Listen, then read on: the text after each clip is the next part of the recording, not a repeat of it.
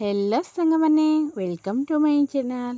आज आम छाड़ खाई स्पेशल छेचा मसला रोही माछ बनैबा। सेतिपाई मुझे गोटे केजी रोही माछ को काटिकी से लुण हलदी भल भाव गोले नौची। एपटे कड़े गरम करिकी मु माछ सब को लेकी भाजी नौची। देखंतु एमती भल भाव दुई पट को लाल लाल करिकी भाजी नेबे।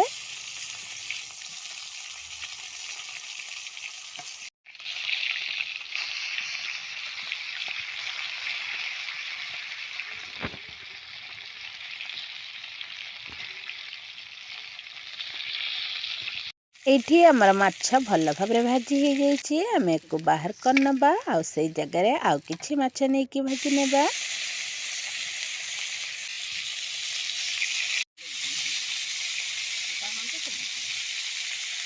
एठी हमर माछ एई आसलानी गोटे साइड आम आउ गोटे साइड को लौटे नबा। एमिति भल भाव दुई साइड को भाजी नेबा। एठी आमर सबुतक माछ भल भाव भाजी हो जाइए। आम एक आ गोटे जगह को बाहर कर नबा।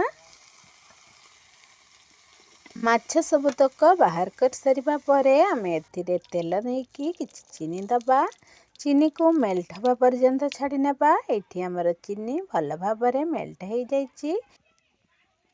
बे आम काटिकी रखिथिबा पियाज को दे नबा। ताको किछि समय एमती भाजी नहीं सारिबा परे काटिकी रखिथिबा टमाटो को देकी भाजी नेबा।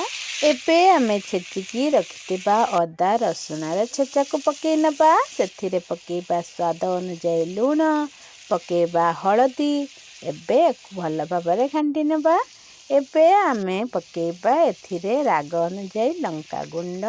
एबे आमे एथिरे किछि जीरा गुंड पकेकी ए सबुतक मसला सह टमाटो को भल भाव जारी नेबा जेमिति टमाटो नरम हो। एबे आमर टमाटो सह मसला भल भाव जारी हो गलानी। देखंतु टमाटो मध्य पूरा नरम हो आसलानी। आम एथिरे किछि पानी दे नबा। देखंतु आपण माने जतिकी झोल चाहिए सेतिकी पानी दे परिबे। आमे एठी बेसी झोल करिबुनी सेतिपाई मु एठी कम पानी ऐड करिछि। आपण माने चाहिए अधिक झोल करि परिबे किंबा एही भलिया तरकारी रे आपण माने आलू भी ऐड करि परिबे। एबे आमे सबुतक माछ को तरकारी रे देई नेचु। देखंतु एबे सबुतक माछ तरकारी रे देई सारिबा परे एक 5 मिनिट पई एमिति फुटिबा पई छाडी नबा। एबे हमर तरकारी संपूर्ण भाव रे हेई आसलानी। देखंतु बहुत बढ़िया स्मेल भी आसुची।